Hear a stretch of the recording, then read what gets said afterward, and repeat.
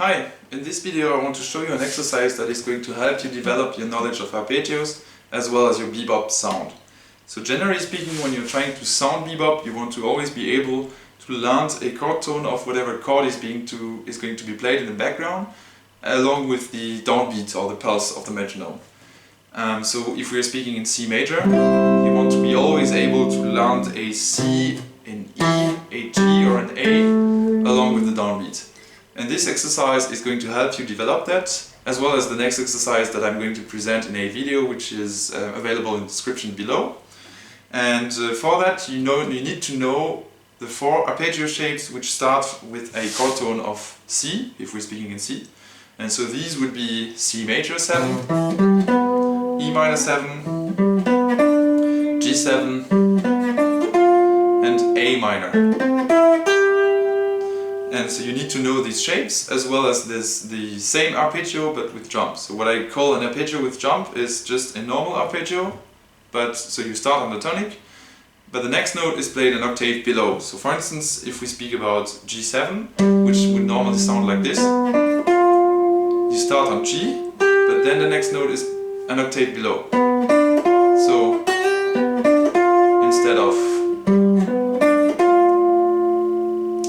Once you have all these shapes understood and down in your fingers, what you're going to try to do is to link all these arpeggios together such that you always fall or land on the downbeat with a chord tone.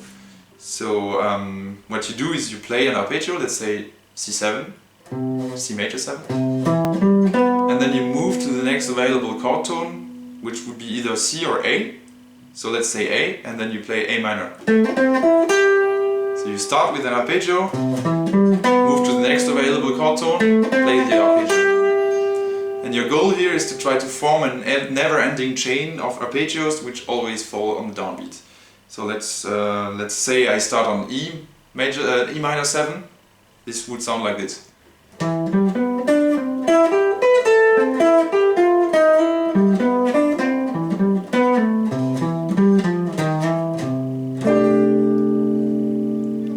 So you might have noticed that when I played the A minor arpeggio,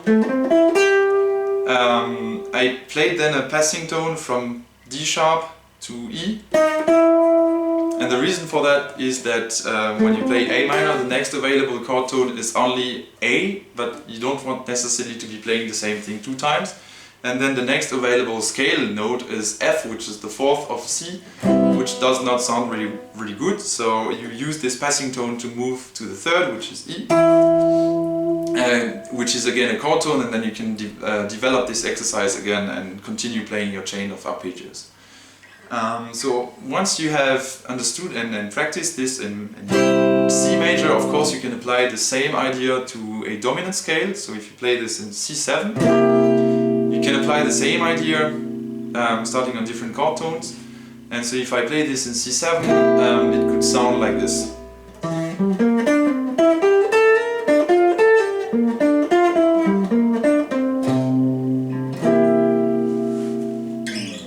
And so if you practice this enough, you will notice that this will influence your playing and give you new ideas, as well as give you a better feeling at how to play always chord tones on the downbeat.